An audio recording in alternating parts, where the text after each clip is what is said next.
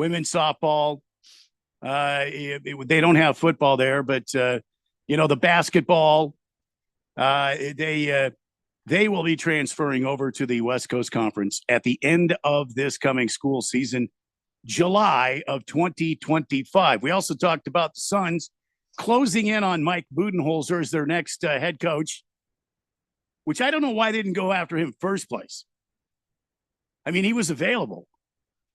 Yeah. I don't know why Frank Vogel stood out to Matt Ishbia and to the Suns as being the guy. And well, I think because of his background as being a defensive coach. And I think that they knew that defense was going to be an issue and potentially a weakness of this team. And Frank Vogel, when I say that Frank Vogel is a good coach, I mean that the guy knows how to build and construct a defense. I've seen him do it. Well, it didn't happen this year. Yeah, that's the thing. Is I think what they overlooked was, can the guy lead the team? I just don't think that they know what they have here. Mm-hmm. Like when you're looking at this team, you've got a bunch of great players. I don't think you've got leaders on the squad, at least nobody that's vocal. And I do think that a vocal leader is important. Doesn't necessarily have to be your stars. It could be a vocal role player. That's fine. But it's got to be somebody that gets everybody fired up and kicks somebody's butt when they're not doing what they're supposed to do. And if you don't have that on the roster, you can actually have that in the form of the head coach. As it turns out, Frank Vogel's not that. Well, that is in the works today. Which brings us, Zay Jones has signed a 1 year, $4.25 million contract to play wide receiver for the Arizona Cardinals. That was breaking earlier today. Marvin Harrison Jr. and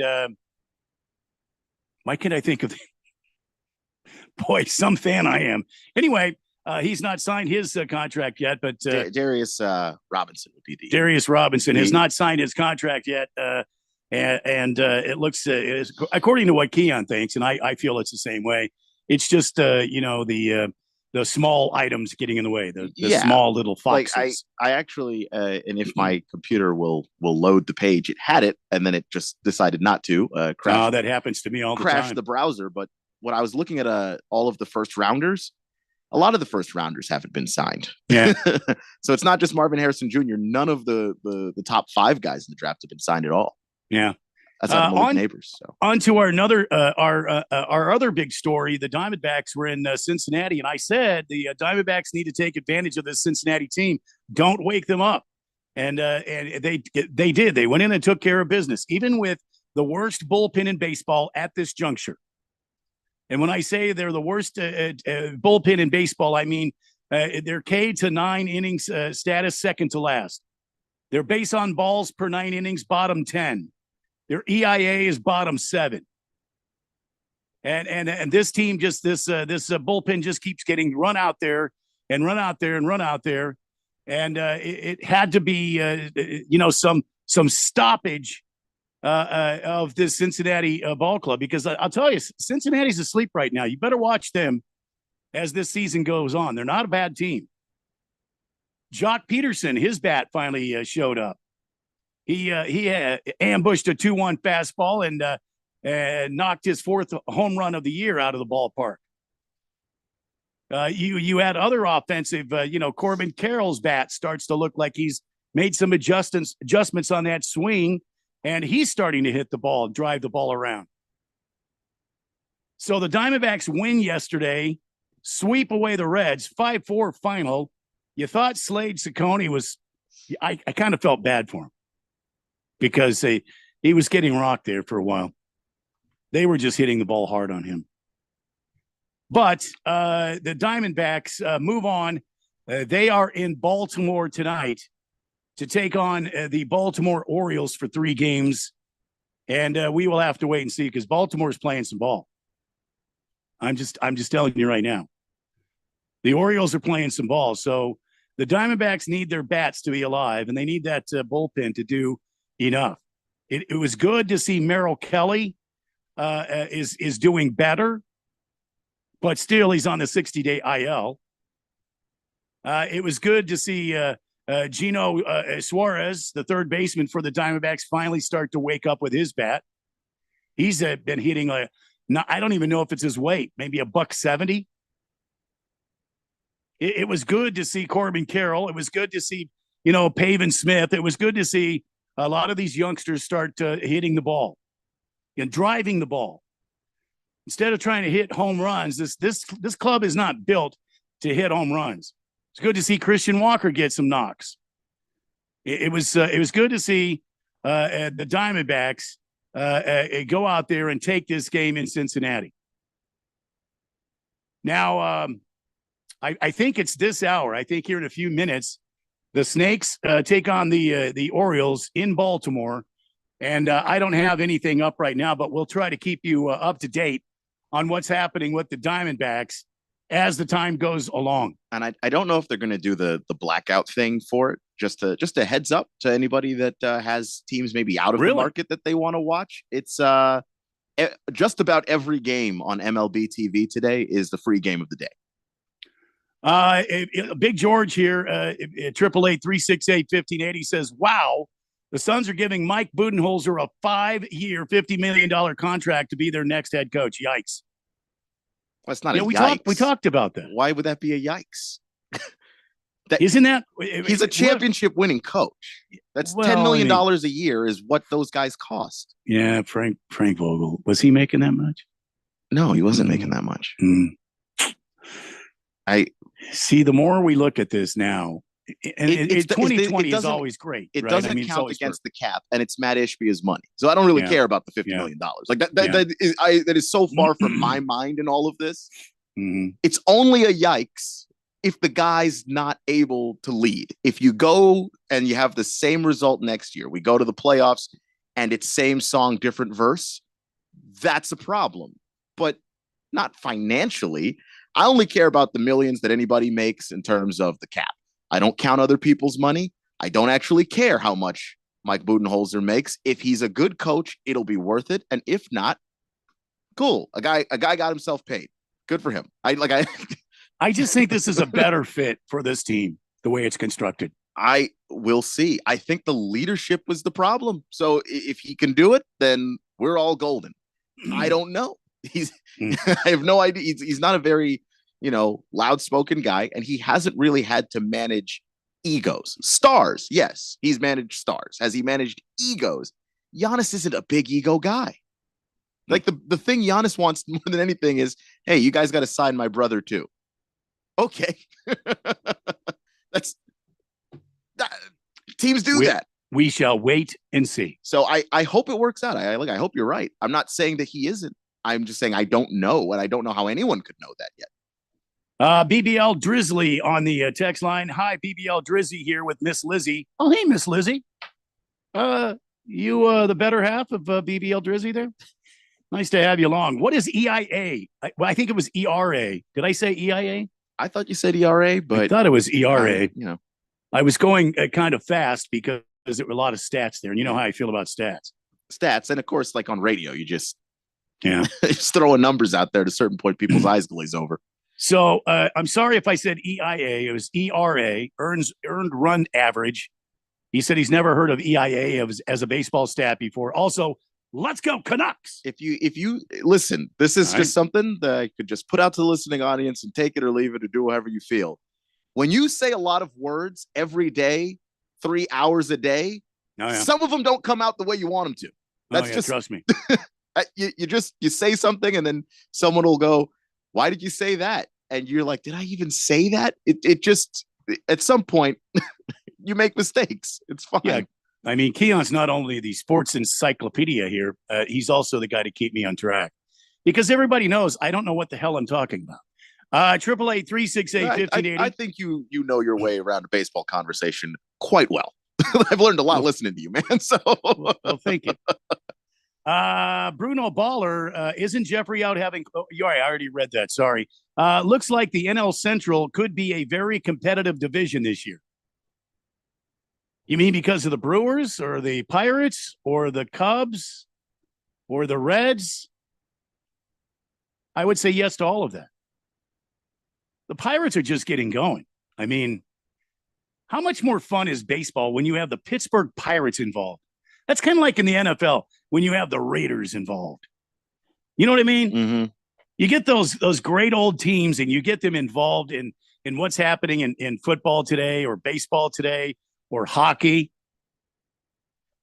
I mean, I think the Central is going to be a wonderful division to watch, the NL Central. I think the AL Central is going to be wonderful to watch too, because I haven't put away my dark horse this year's the Detroit Tigers.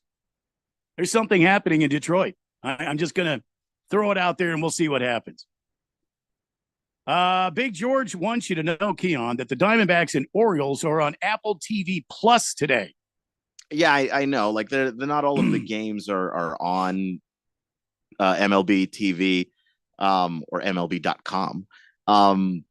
But because there are a couple of games that are on Apple TV, but most of them are free. So I'm just saying, if you're a Cubs fan, want to watch the game, or a Rangers fan, something. Some of those games are a ton of them are free today, and you can just get some free baseball. So Apple TV Plus, thanks to MLB, you Scrooges. Big George grouchy today. Wonder if he tried to get some loving off of Miss Big George last night and just didn't happen. I can't say, but it would explain a lot. It's kind of grouchy. Yeah, a little bit. 888-368-1580. Hi, Keon. Hi, Randy. Any truth to the rumor that Jeffrey O'Brien was on SpaceX rocket yesterday to the International Space Station to work on those Harman solar satellites in space? No, there's absolutely no truth to that whatsoever. Unless he had whiskey, there's no way he would be in outer space. I'm just saying. Moist One says, not a fan of what I'm seeing out of the Cardinals and Reds. Yeah, but I think the Reds are just kind of dormant right now. They haven't figured it out. But if you get a spark with a team like the Cincinnati Reds, look what happened with the Diamondbacks last year. There was a change. There was a spark. Something happened in that clubhouse. And these guys had one mission, and they went out, and the essentially the same bullpen that is in almost last place in all the different categories, in pitching categories. Down the stretch last year, they were mind-blowing. They would stop teams. They were ironclad. And now this year, they're like soft and pudgy. You know what I mean? Kind of like me. They're kind of mushy around the middle. Of course, there have been some serious injuries. We have had a couple of injuries that have been setbacks for this team. But I think as the team gets better and we start getting people back, Paul Sewald is back. Zach Gallen looked lights out. I was so angry at Torey Lovullo when he pulled him out after the sixth inning. I mean, there was just smoke coming off his right hand. He was so on fire. He was dealing. And Cincinnati had nothing to do with it. And then out comes, let's go ahead and pull him out of there. Let's get him out of there. Jeez, let him keep dealing, man. Let him do his thing. Blissful Hayes. Darvin Ham is the first coach ever to get fired after winning the prestigious in-tournament record or tournament. Darvin deserves to be the next Suns head coach. Well, he's not going to be, so it's not very funny at all. Also, you don't deserve to be a coach of a different job after you got fired from your first job, because I don't think that's how jobs work. Just the prestigious in-season tournament. Yeah. Well, he's not going to be the next Phoenix Suns head coach. I'm sorry. That's not happening. 888-368-1580. So the other day, I was watching some of that Indiana Pacers Knicks game. Mm-hmm. And it was in New York, you may recall. And game one, Rick Carlisle says, you know what? We're just going to kind of let it go. We talked a little about this yesterday on the show. They're playing right now, by the way. So what's score? 3-2. They really just started. New York is up over Indiana. There were some questionable calls, and we're just going to let it go. And then oh my God! And then there were a few just horrible calls in game two. And Rick Carlisle, he was almost like Jekyll and Hyde. All of a sudden, his head was spinning around 360 degrees. There was a vein in the middle of his bald head, and it looked like it was going to rupture and spew hot lava all over the press room there. And he was talking about how they can't get a call, and the officiating is it really needs to be taken care of, and this is just terrible. And we have gathered 78 examples of poor officiating, and we're sending that to the NBA. And guess what the NBA did? Nothing. Can you guess what they did? Whole lot of nothing. No, they did something. They did something. Okay. Picked up the phone and they called Rick and they said, "Hey, Rick, yeah, start writing a check for $35,000 for criticizing the officials." Yeah, which he knew was coming. And if it helps change the officiating, he'll gladly eat the check. How many coaches have been and players have been fined for criticizing officials? And has there been anything really done to fix the problem? Nothing usually gets done to fix the problem. There's been like 5 or 6 guys, coaches and players this year that complained about the officiating, but not after they started letting them play more physical. So this is kind of new for this part of the season of it. But it tends to change things in playoff series because, the coaches have been doing this for as long as at least I've been watching basketball. I remember when I was a kid, Phil Jackson sitting up there and complaining about the officiating because he knows that there's going to be a spotlight on it, that the officials are going to think long and hard about it, that the NBA is going to think about it. And it does affect the officiating in some ways or another. You get maybe a little bit more calls than you would. And Rick Carlisle knew that that's not a special thing. So complaining about it wasn't enough. Sending in the complaints made the headlines that may allow this series to even out, because I do agree with him. I think that some of the calls were really bad, especially in that game too. And they went in favor of New York, so like it even if it doesn't work, just on the chance that you can get into the heads of the officials and they're thinking to themselves, well, I don't want to be unfair. I don't want to look bad. I don't want him sitting there complaining about me again. And it does affect games in terms of inside of the series. Does it change anything league wide? No, probably not. I can't see anywhere that there was some sort of criticism other than this quote, small market teams deserve an equal shot. They deserve a fair shot no matter where they're playing, end quote. That's the criticism. He's basically saying they're getting these calls because they're New York.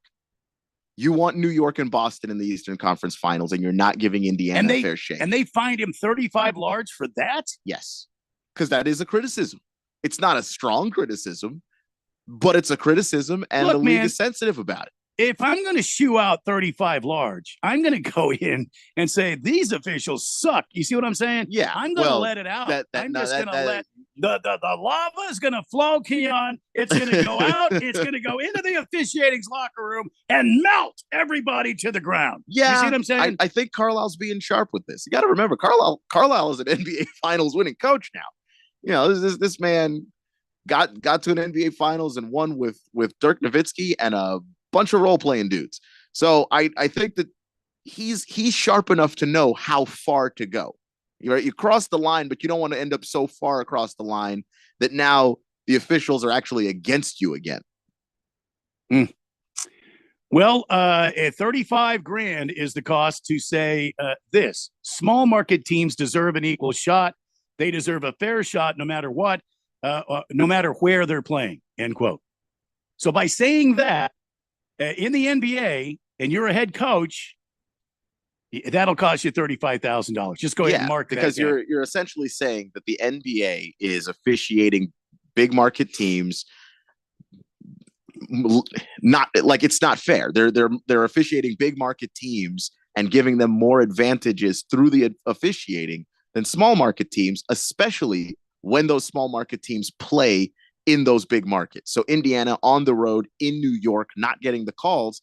I think that some of the calls the officials missed, they weren't good, but I don't think there was an agenda. I just think they just genuinely, the home court advantage kind of had an effect on the officiating. And I'm pretty sure that that's going to work itself out against or in Indiana as well. Absolutely. But Carlisle still wants to tilt the balance in favor of the Pacers anyway, regardless. So he's putting it out there, and he knew it was coming. All right. Well, we've got to take a break. When we come back, we'll take your text. I see you, Average Joe. I see you, Big George. I see you, Blissful Hayes. We'll get more about that. Also, some more from the NBA and a little MLB and some NFL stuff, man. We've got a lot of stuff to cover today. It's a busy day on the Daily Blender on 1580 and 99.3 The Fanatic. Paid for by Wesley Financial Group. Are you a victim of the timeshare trap and think there's no way out? I'm Chuck McDowell, founder of Wesley Financial Group, the original timeshare cancellation expert. And I'm here to tell you that there is a way out. All you need to do is give my office a call. I will send you a timeshare exit information kit absolutely free, explaining how the timeshare industry works and your options for cancellation. Call Wesley now for your free info kit. 800-285-3636. That's 800-285-3636. O'Reilly. Extend the life of your engine with regular oil changes and save at O'Reilly Auto Parts. Right now, pick up 5 quarts of O'Reilly full synthetic motor oil and a MicroGuard oil filter for $31.99. Or upgrade to a MicroGuard Select filter for just $2 more. Limit supply, available in-store only at O'Reilly Auto Parts. O'Reilly Auto Parts. Hey, everybody, it's Mark Asher, and I am with the one and only Josh Garcia with the Miracle Mile Deli, who are celebrating something that's pretty unique. 75 years in business. Hi, Josh. Hi, Mark. Thank you. The Miracle Mile family would like to thank you and the hundreds of thousands of people that have visited Miracle Mile Deli since our family restaurant started here in the Valley in 1949. It's been a privilege and an honor to serve generations of families across the Valley over the last 7 decades. And we are extremely grateful to be celebrating our 75th anniversary in 2024. We cordially invite you to visit our Phoenix location on 16th Street in Campbell to celebrate our 75th anniversary throughout the year. We consider ourselves so lucky to be able to be a part of the Valley community and know that we wouldn't be here without our loyal Miracle Mile patrons and team members. So from our family to yours, thank you for allowing us to serve you over the last 75 years. And we look forward to continuing the Miracle Mile tradition with you for many more years to come. For more information, visit miraclemiledeli.com. Hey, Joe Montana here. Back in my football days, I knew the importance of a strong defense. Now I'm sharing how you can help defend your health against pneumococcal pneumonia, a bacterial lung disease that can be life-threatening. If you're 65 or older or 19 or older with certain chronic conditions like diabetes or asthma, you're at increased risk. Talk to your doctor or pharmacist about vaccination and learn more at knowpneumonia.com. That's KNOW pneumonia.com. Sponsored by Pfizer. What's up, everybody? Nick Costos here, host of You Better You Bet, reminding you to check out the show. Now, why should you check out You Better You Bet? Because we bring you the most fun. We bring you the most insightful, the most entertaining show in the wagertainment world. From up-to-the-minute breakdowns of backdoor covers, bad beats, and the cheers and tears that come alongside them. Plus, you'll get the best betting analysis anywhere from myself, Ken Barkley, and some of the best minds in the sports wagering world. So tune in weekdays, noon to 3 on Arizona sports betting station, 1580 and 99.3, The Fanatic.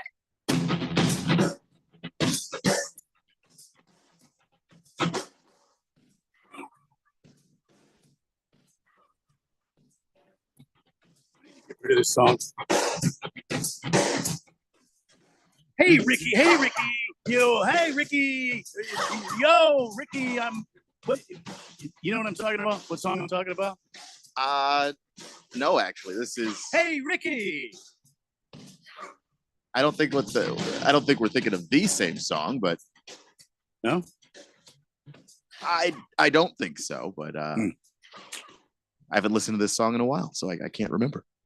T-minus 10 days and counting until the NFL releases their schedule. Some people are looking forward this week to social media sites all over the NFL releasing some pretty damn creative. There's some pretty creative stuff, Keon. These guys are putting together on the schedule release, and they come out and they do like songs, or they'll do hey, what's that logo? Those were pretty funny last year.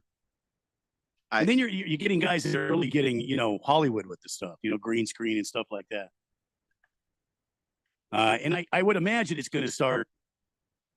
Well, maybe it started today. I haven't seen anything, but this weekend leading into the release, which will be on the 15th, I believe. May Yeah, 15th. the leaks are going to be starting now. But I wouldn't pay too close attention to it because some of the leaks are, of course, fake, just people trying to get attention. So they're just saying stuff. But I do think that when they have the official release day, that's when you're going to see a lot of the creative stuff. I remember a few years ago when the Falcons had their Game of Thrones video. That was pretty fun. The Chargers had like an anime one time that was pretty hilarious. Yeah. I mean, like they get all kinds of ridiculous with it, but it's always fun. We complain a lot about the next generation, but I got to tell you, they're pretty damn smart and they're pretty damn creative. You know, when they deliver the goods and they buckle down and they're paying attention to what's going on, they can really come up with some amazing stuff. Anyway, I say that because there is a lot of talk floating around the media and the pundits, the talking heads, who are talking about the dates of release and stuff like this, and there's going to be some changes. And we all know about the NFL wanting to put more and more games behind the paywall because they just haven't quite yet made enough money. You know, it's not like 5 or 10 billion a year is enough. They need to make all the money. Mm-hmm. See what I'm saying? They don't want just part of it. They want all of it. So this talk has been going round and round, and the rumors are starting to pick up some real speed with the league reportedly passing the Santa hat in search of anywhere from 50 million to 100 million for the broadcast rights to each of the 2 December 25th games in 2024. That, according to Boomer Esiason of The Fan. Don't be surprised if Netflix and the NFL get in bed for this one. I mean, it's not shocking. I mean, Netflix, they did the roast of Tom Brady. I forget what other little thing that they've done. They're trying to experiment with doing live sports related things, and it's working out for them. A lot of people watch the roast of Tom Brady. I don't know what the streaming numbers are, and Netflix will probably never tell us, but from just looking at the reaction of people online and just talking to people, like a lot of people really did watch it and enjoyed it. So I think that indicates to Netflix that there might be something. If you can get a bunch of people to watch a group of comedians roast a football player, maybe you'll just get a bunch of people to watch the football players. Well, I don't. Do you have Netflix? I do, because through T-Mobile. How many of your friends have Netflix? Almost all of them. Okay. Almost all of them already have I do not have Netflix, and I just refuse to keep paying these prescriptions or not prescriptions. These prices, these fees to watch television. I like the Apple TV Plus. I won't pay for that. Now, if I was making 10 million a year, I would have all of them. No big deal. Yeah. Of course, I'd have a brand new truck and I'd have some land somewhere and I'd be out in the woods and nobody would ever find me ever. Miss Kim Cecil and I would just be out there. You'd never find us. But I don't have that kind of money. And with food prices, how many people think that you're just going to go out and get Netflix or pay your rent? What's going to happen? What do you think the answer is going to be? It's going to be rent. And the thing that also sucks about Netflix, and I'll be honest, all of these other streaming services too, they jack up the prices every year. Like every year, you just go, they send you a little thing in your email and you're like, oh, what's this? Yeah. Remember how it was $15 last year? It's 17 now. Remember how it was 17 last year? It's 18 now. And you're just kind of stuck if you want to keep using it. So I like Jeffrey's strategy of jump on when there's something you want to watch it, get out. Yeah. I think that's the American public. That's what the American public would do. They would, okay. So this movie is on, let's say, Apple Plus. I want to watch this movie or this series. I'll watch that, and then I'll turn it off. Mm-hmm. I think after a while, you got to start playing the game, because otherwise these guys are just they're going to keep getting you, man. Yeah, that's the reason why they want the live sports, because people can get a Netflix subscription, binge an entire, 5 seasons of a show they wanted to see, shut the thing down. So if there's always something live that you have to watch, then you keep coming back and you keep coming back. That's what they're really hoping. And if this thing with the NFL goes well, I'm pretty sure Netflix is going to become a bigger factor moving forward as far as live sports go. I'll be watching basketball if they do this. On Christmas Day, it's just me and Miss Kim, but I have to tell you, I won't be watching football on Christmas Day. If I have to pay for it, no. Yeah. I mean, Christmas, I'm usually here as well. I'll go see my grandkids. I'll go see my kids. I'll watch movies. I give a rip about football on Christmas Day. I mean, I didn't have to pay to watch it last year, and I didn't watch the Christmas games last year. I watched basketball. That's what I watch on Christmas. I checked the NFL scores. I kept up with the games. I watched basketball like I do every year on Christmas. So it looks like the NFL and Netflix haven't previously done this sort of direct deal for games before. The tentacles have been spreading, and Netflix has proven that it can serve up live events as it did on Sunday night with the Tom Brady no-holds-barred roast. That was 3 hours long, conveniently, roughly the same amount of time as a football game, just to see if they could keep your interest. And they've, of course, and it's Tom Brady, and it's an awkward spot for the NFL since the Wednesday schedule will be delivered or derived from clawing 2 games from CBS and or Fox. In theory, they should have already have the rights to those games. So are they going to give some of the money back to CBS and or Fox? No way. Or they might do it if they think that this strategy gets them more money in the long run through Netflix. Like they don't mind taking a little bit of a loss if they think they can make even more money in the future. Well, it's going to be interesting to see what happens here. And I don't know if you're on the text line at 888-368-1580. Let me know. Are you on fire about Netflix hosting some NFL games? Because I feel like it is something that's going to happen more and more and more. And sometime at some point, you're going to have to buy the NFL package. That's what they're grooming you for. You're going to have to buy at the cost they say the NFL package, and you're going to have to stay on there or pay an exorbitant penalty for turning it off if you want to turn it off. They'll put an end to that jump on, jump off business. You'll have to pay a penalty, just like the sell places. Yeah. Or they'll make you pay for it all up front. Exactly. Then if you jump off, that's your money you're losing. Exactly. Yeah. So the NFL is trying to get that. Let me know on the text line for it to mention 888-368-1580. Is this something that's going to be good for you? Bruno Baller, already on the text line, says playing football games on Wednesday makes no sense. You have to have 2 teams coming off their bye in order to play Wednesday, and then they'll have to come back and play the following Sunday. Yeah, you're right. Yeah. You think the NFL cares about that? Yeah, they don't. They used to pretend that they did when it was early on and they weren't sure it was going to work with the Thursday night football. But now that Thursday night football is a thing and we've all accepted it, then they stopped caring. I noticed that they stopped spacing out the weeks between Thursday night football appearances for some teams. So when you give Amazon the ability to flex good games in, it means some poor team that wasn't prepared to play a Thursday night game is now going to have to plan to play a short week. I mean, it's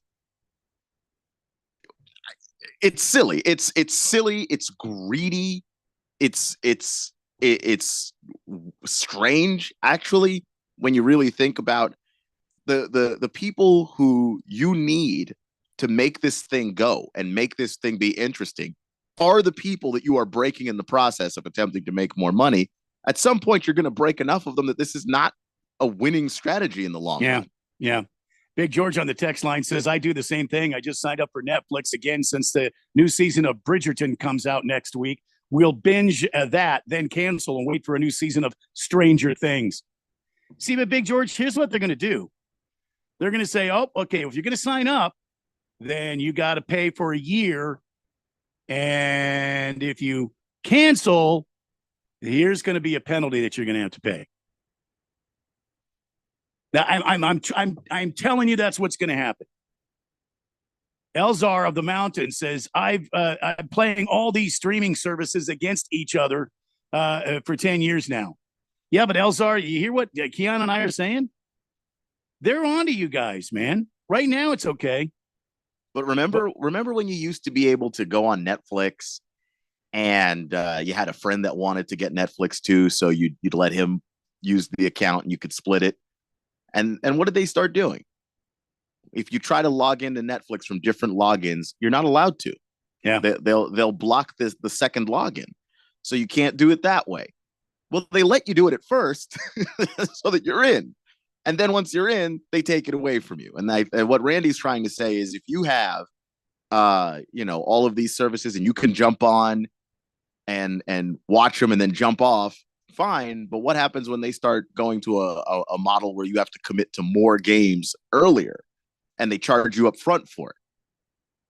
I mean, or the thing that they've been doing now with some movies on Netflix, you're already paying for the Netflix subscription. Then they put these movies behind a paywall and you're already paying to be on Netflix. Yeah. So you have to pay extra to watch movies. Yeah. Oh, yeah. Yeah. On a streaming service, you're already paying to watch movies on. They'll just do that with the football. Right. Well, ESPN's doing that with some of the football games, some of the golf, most of the golf that they're covering, and a lot of the NHL games. It's on ESPN Plus.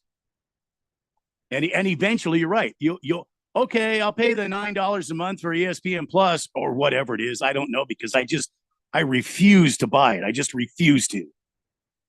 And then you get on ESPN Plus and then see, I'm a guy that's been around. When cable came out, there were no commercials on cable.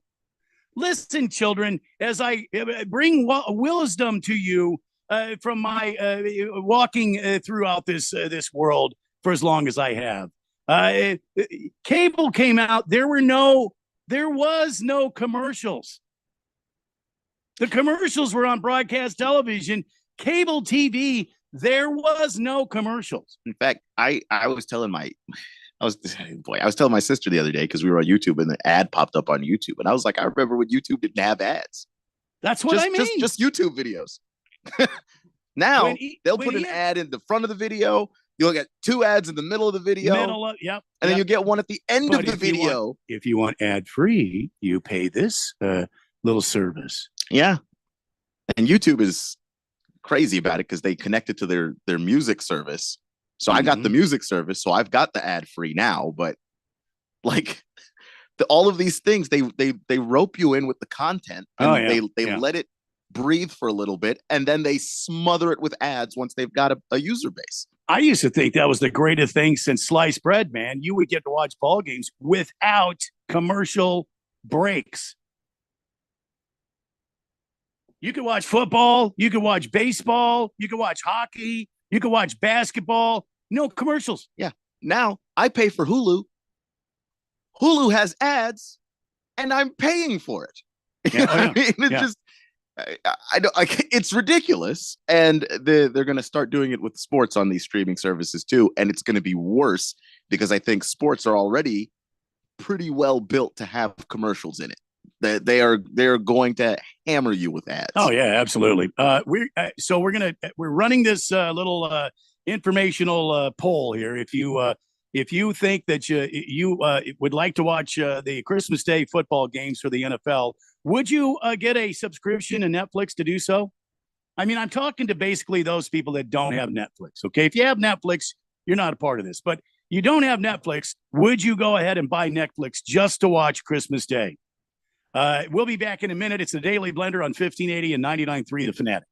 Did you know that nearly 75% of people say family is their top priority, but only 50% have life insurance? Give your loved ones something they can count on with coverage through SelectQuote. When my husband and I went to SelectQuote.com, we had quotes from multiple carriers in minutes. Then, an experienced licensed insurance agent helped us find the right coverage for our budget. I'm 40, and my $500,000 policy was only $16 a month. My husband's also 40, and his $500,000 policy was only $18 a month. And with their same-day coverage, there was no medical exam required, and we were covered by the time we hung up. It's never too late to protect your family's future. Some policies are less than $1 a day. Call SelectQuote at 1-800-280-6262 or go to SelectQuote.com to get your free quote today.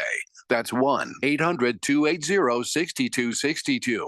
1-800-280-6262. Details on example rate at SelectQuote.com. Thanks for calling Discover. This is Diego. Hi, Diego. It's Jennifer Coolidge. I just want to say your cashback match makes me feel so special. It really inspired me. That's great. Doubling the cash back you've earned at the end of your first year is what we do. Well, I'm doubling everything now. Double dating, double dipping, double feature, double header, double whammy. Basically double or nothing. You earn, we match. Discover Cashback Match. See terms at discover.com/credit card. Hey, John, why so glum? I just got let go. The company's downsizing. This is the third time in the last 2 years. I'm done with this. Have you thought about My Computer Career? I've heard they can train you for a career in IT in just a few months, including cybersecurity and the basics of AI. And you don't need prior training or experience. Now that's a recession-resistant career. Wow, thanks. I'll check them out. Go to mycomputercareer.edu and take the free career evaluation. mycomputercareer.edu. Financial aid is available for qualified students, including the GI Bill. Hey, Joe Montana here. Back in my football days, I knew the importance of a strong defense. Now I'm sharing how you can help defend your health against pneumococcal pneumonia, a bacterial lung disease that can be life-threatening. If you're 65 or older or 19 or older with certain chronic conditions like diabetes or asthma, you're at increased risk. Talk to your doctor or pharmacist about vaccination and learn more at knowpneumonia.com. That's KNOW pneumonia.com. Sponsored by Pfizer. Celebrating 30 years of AmeriCorps looks like building lifetime changemakers in Arizona communities. From serving children alongside First Things First to Executive Director of Prevent Child Abuse Arizona. From the Pinal County Sheriff's Office to the Governor's Office, serving with AmeriCorps today creates limitless potential for every new member to lead Arizona tomorrow. Where will AmeriCorps take you? Join the movement by signing up at serve.az.gov. This message is sponsored by the Governor's Office of Youth, Faith, and Family. Your home for sports. 1580 and 99.3 The Fanatic.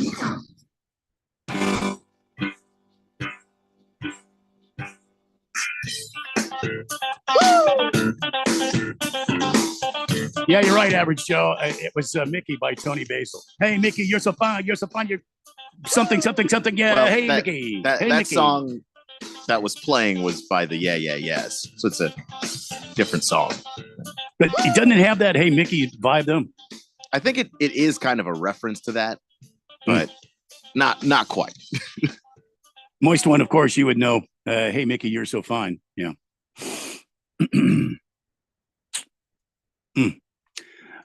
Triple 368-1580. Swazman says, Randy, it was crazy during the Final Four here in town. I couldn't even watch the games because it was on ESPN or TBS or something like that. And I didn't have cable where I was at. So the games were right down the street from me, and I didn't watch any of them. Sorry, Swazman. Yeah, you better get that cable. Yeah. Or Don't pay that rent. Don't buy that food for your family. Get that cable though. It's just I don't know how much money these corporations think we have, man. I was reading somewhere that most Americans don't have enough money saved away to survive more than one family disaster. Yeah. You know, you lose one loved one and that might be it for you as far as your bank account goes. It's ridiculous. It absolutely is ridiculous, especially when you talk about a company like the NFL that, as you mentioned before, they make billions upon billions every year. Yeah. They don't quite have all the money yet. They want it all.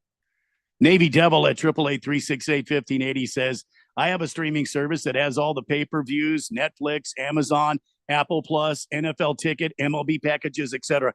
Come on. You're cheating somehow, Navy Devil. How are you doing that? I've never heard of a streaming service that has like everything included. Come on, Navy Devil. Come on. Not unless you're paying extra for everything. That's the only way I believe that. Navy Devil. Let's see here. Big George says, "Oh yes, I recently had that problem. I was on my dad's Netflix since forever ago. He's been dead for 2 years. Just this past month, they started blocking me since I was no longer in my home network. My brother said it would be $8 more a month to have a second profile. What a ripoff. You already pay $23.99 a month for Netflix." I remember when Netflix was $10. Yeah, I do too. $10. 10.00. Now look at them. Harry Soap says, "Love the NFL, will not subscribe to Netflix or Peacock.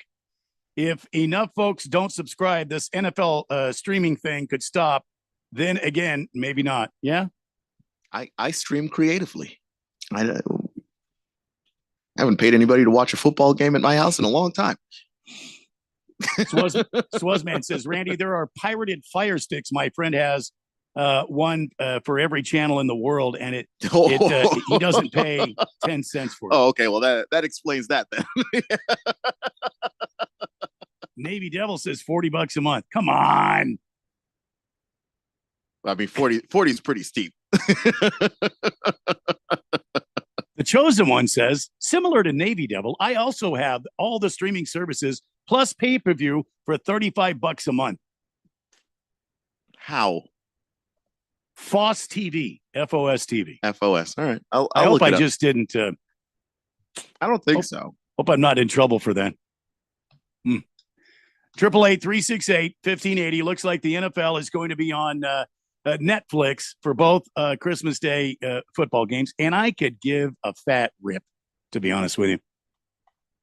I mean, I'm a fan. I like watching football, but it's so easy not to watch football on Christmas Day. I've got family. I could do other things. You can do a bunch of other things. To me, the NBA has always had a bunch of games on Christmas. That's my personal Christmas tradition. I used to go to my grandma's house and like just watch games with my uncle all day. And then that was it. We just did that forever. So now the NFL's trying to like put games on Christmas, and I'm like, sorry, already taken, man. Like that's one of the big NBA days for me. I'm not watching the NFL that day. See, and that's the NBA's big day too. Yeah, that's one of when they release their schedule, like the Christmas game is one of the first games that everybody looks at after who's playing opening day. All right, 888-368-1580. That is the number to be on the text line. You are the fourth dimension, and we love hearing from you. Our kind of informal poll here is, would you pay money to watch football on Netflix on Christmas Day? And right now, I believe it's about half and half from what I can see on the text line. So what do you think about this? The Eagles' Brandon Hunt is interviewing for the Patriots general manager job. Now, you gave this to me yesterday. Has there been any movement on this, Keon? And what do you think about this? The Eagles' Brandon Hunt interviewing for the GM job. Yeah, I think that hasn't moved forward at all. From what I'm seeing, it looks it's about the same as where it is. As far as the Patriots are still interviewing, still going through that process. It's a very long process. You kind of have to break down how is the guy working with others? How is he when it comes to his philosophy of the team? Does it line up with what we want to do?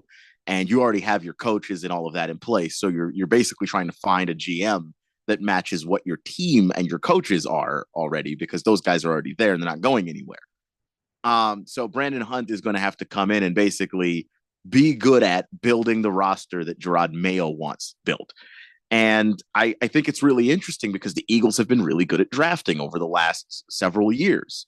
Howie Roseman is, I think, a very brilliant guy.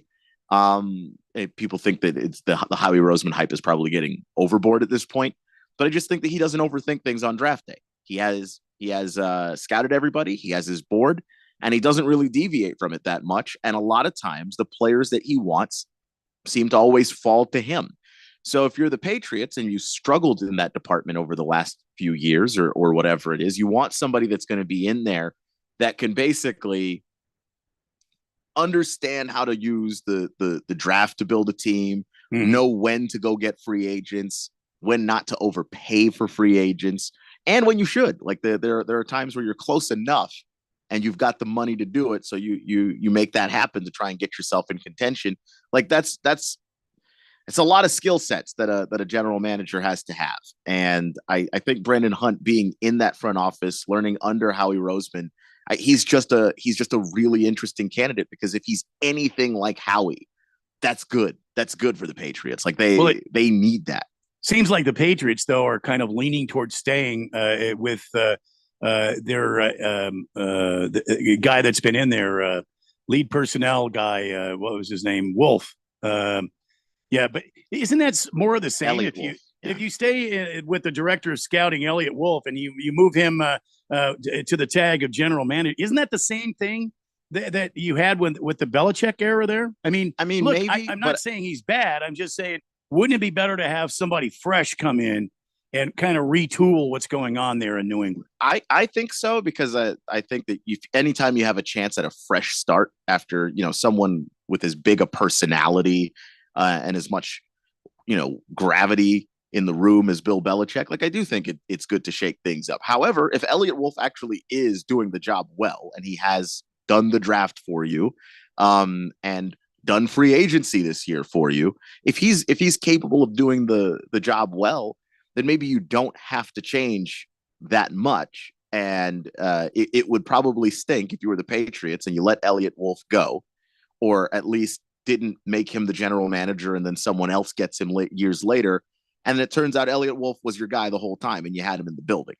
So you've got to kind of walk the line there on how much of an improvement is Brandon Hunt, because I do think that, sure, a fresh face can be great, but also brings new risks to the table as well.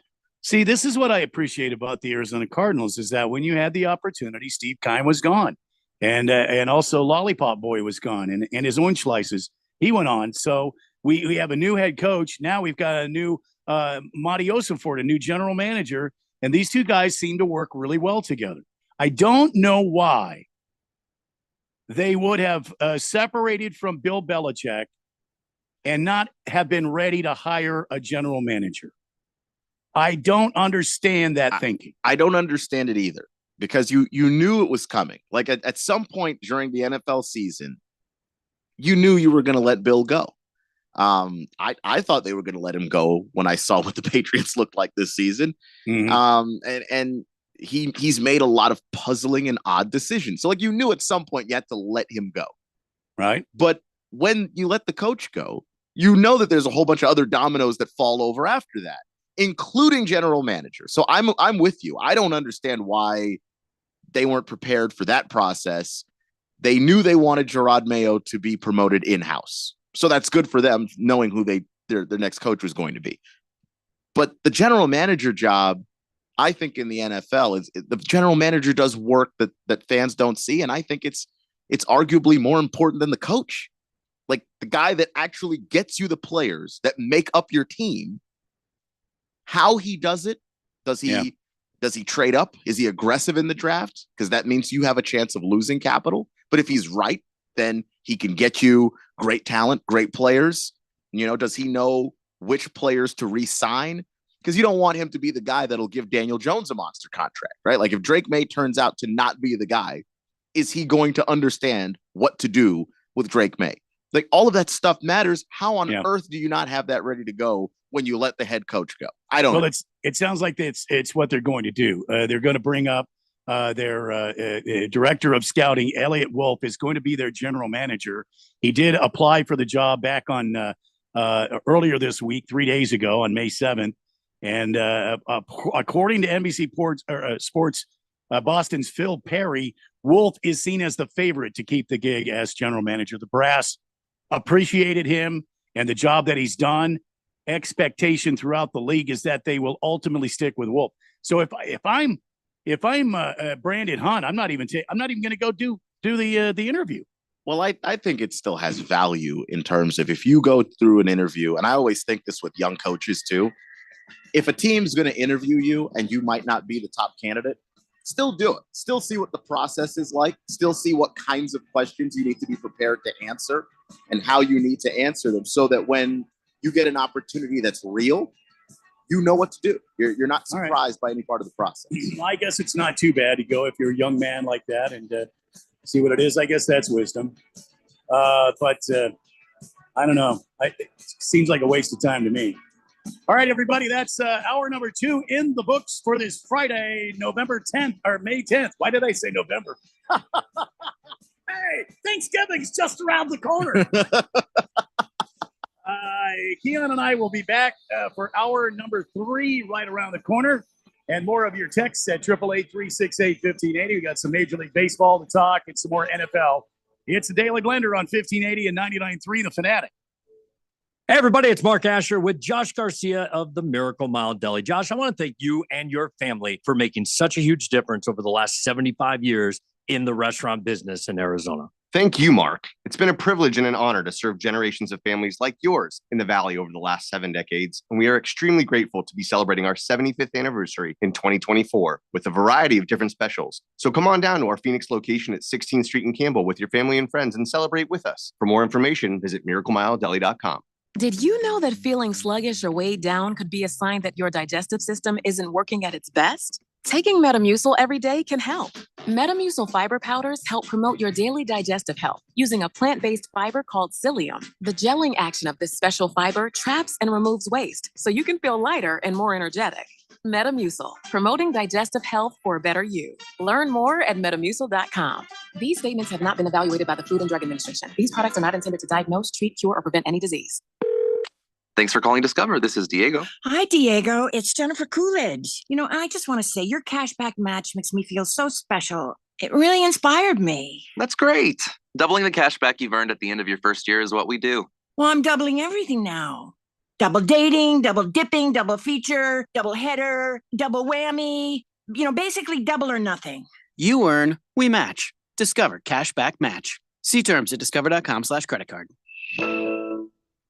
At Bet365, we don't do ordinary. We believe that every sport should be epic. Every home run, every hit, every inning, every play. From the moments that are legendary to the ones that fly under the radar. See for yourself when you sign up today and get $150 in bonus bets when you bet just $5.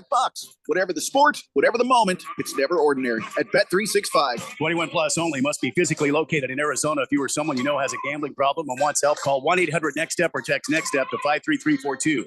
Terms and conditions apply. Celebrating 30 years of AmeriCorps in Arizona looks like more than 27,000 members, 29 million hours served, nearly 75 million in scholarships, millions of lives changed. When you sign up for AmeriCorps in Arizona, you make a difference. Also, earn a living stipend, plus education scholarships. Join the movement by signing up at serve.az.gov.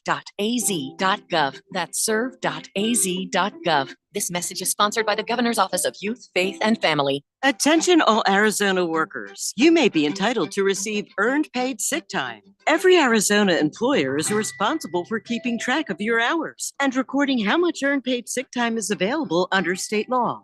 Posters about paid sick time and minimum wage laws also need to be posted in every office. Get posters and learn more at azica.gov. That's azica.gov. This message is sponsored by the Industrial Commission of Arizona. KQFN Tempe. Also transmitting on K25CD Phoenix at 99.3 FM. And K240U Fountain Hills at 95.9 FM. It's time for the third hour. Quiet, people, settle down. Because it's time. For what? Showtime. When does it start? Right now. 3, 2, 1. Let's get on with the show. Let's do it.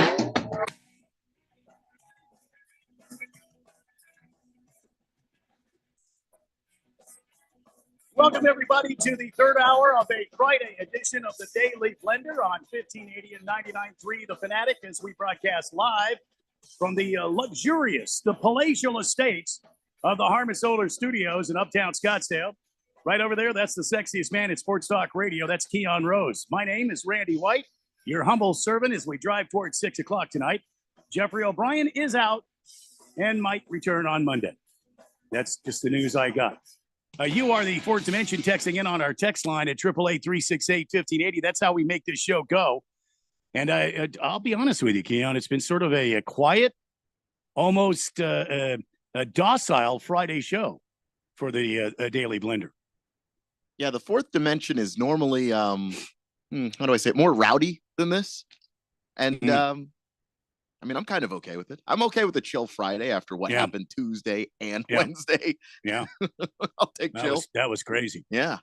Later on this hour, I'll have a weather forecast, weekend weather forecast. And right now, from the Harmon Solar Weather Center, there is a severe storm warning that I'll be telling you about later on, a storm watch for Earth. It's a space storm. I'll be telling you about that because, well, I'm also the chief meteorologist here at CRC Broadcasting. So just wanted to share that with you later this hour. Apparently, the Knicks crowd, the Knicks faithful, they were chanting. They were chanting during Game 2. Reggie Miller was there, presenting the program, I think, on the TNT. And Knicks fans were chanting during the game. And one of the Indiana Pacers, was it Indiana Pacers team or somebody else from the Knicks? I can't remember. Anyway, on the broadcast, Miller was very complimentary of the New York Knicks and their fans. Those same fans were having none of it as the game drew to a close with a victory for the Knicks. Their second of the series. The longtime TNT broadcaster thought they were chanting something nice about Reggie Miller, but no, it wasn't to be. I don't know how to say this. They were saying bleep you, Reggie Miller. Bleep you, Reggie. You see, that's what they do there. Yeah. That's what they do there in New York. That's Knicks fans for you. Bleep you, Reggie. Now, Reggie thought everybody was being nice to him. I mean, he may have turned around and waved at him, just kind of like that. I think Reggie was aware. But well, that's the reason. He was told. One of the players told him. Oh, I think it was Josh Hart. Hey, Reggie. Yeah, I think they're saying bleep you, Reggie. It might as well be hello, Reggie, though, as far as all the things that Reggie Miller did to that team in the Garden. Yeah, Josh Hart came over and said, hey, I don't know if you heard, but I think they're saying bleep you, Reggie. Oh, I think his response, oh, good heavens. I mean, Reggie Miller had to know that this was going to happen. He said before the series started, the boogeyman is coming back in town to call the game.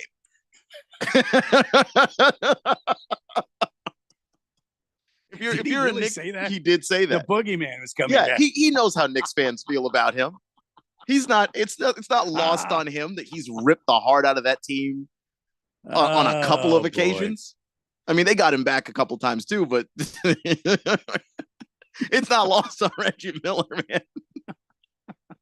If you're a Knicks fan, if you actually go into your bathroom and you turn out the lights and you say Reggie Miller 3 times to a mirror, he's probably going to appear behind you. Going to be there. Wow.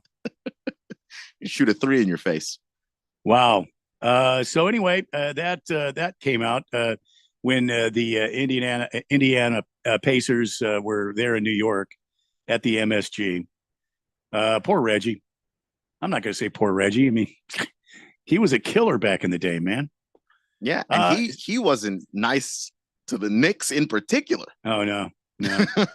Speaking of other killers, Patrick Beverley. You may recall on this program we talked about how the Bucks player was interacting with the media and also fans. He fired a basketball at a guy that was in the crowd there. And he wasn't happy after a 120-98 loss to the Pacers during the first round of the playoffs.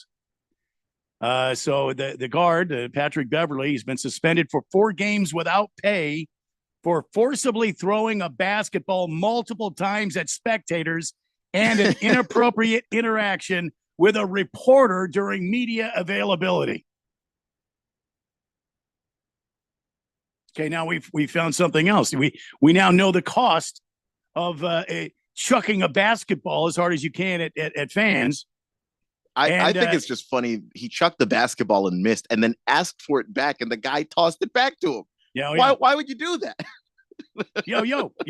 One more time, right here. Here we go. Yo. Then he threw it again. Yeah. Because Patrick Beverley's like legitimately a crazy person, but you know.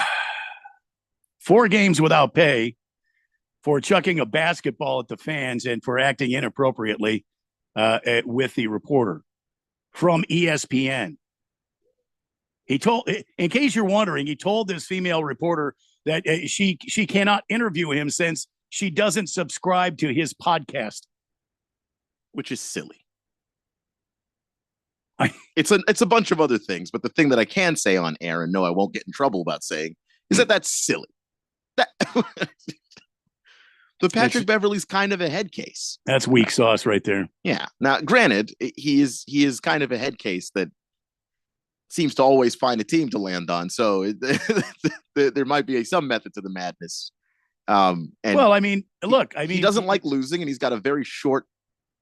He's a tightly wound person already, and then when he loses, it's just he loses his mind too. Oh yeah, and look, if you can't take it, don't dish it out.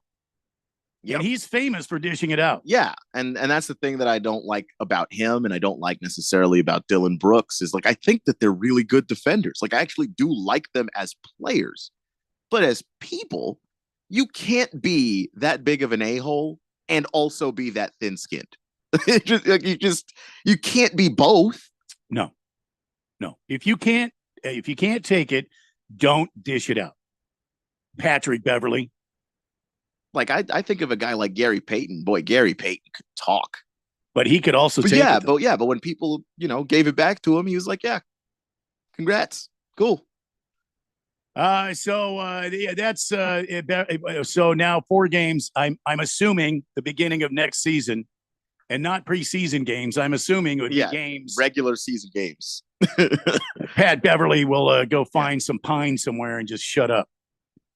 On whatever team he happens to be on. And by the way, don't look past the idea of that team being this one. Being the Bucks? Being the Suns. Oh, no. He's a free agent. I'm not saying that that's what I want, but he is a guy that has been willing to accept minimum salaries before, and he plays point guard. Just putting that out there. I am personally hoping that is not the case, but you could. He's cheap, man. I just don't like the way he goes about his business. You know, he just blind shots everybody. If he doesn't, do you remember what he did with Chris Paul? Chris Paul's back was to him, and he went in and shoved him from the back. Yeah. Now, granted, behind. I mean, Chris Paul was not innocent in that altercation, but yeah, that's still Bush League. At least wait till the guy's facing you. That's some coward stuff right there. I don't like the way that Patrick Beverley operates. I'm not a fan of that. And I'm not a fan of the guy that thinks that the game should cater to him. And he does. He does actually think that, even though Patrick Beverley's not a scorer. Patrick Beverley, I can't think of maybe more than once in his career in this league, put a team on his back and carried them anywhere. So no, we're not going to sit here and have, discussions about how effective Patrick Beverley can be when he acts like that.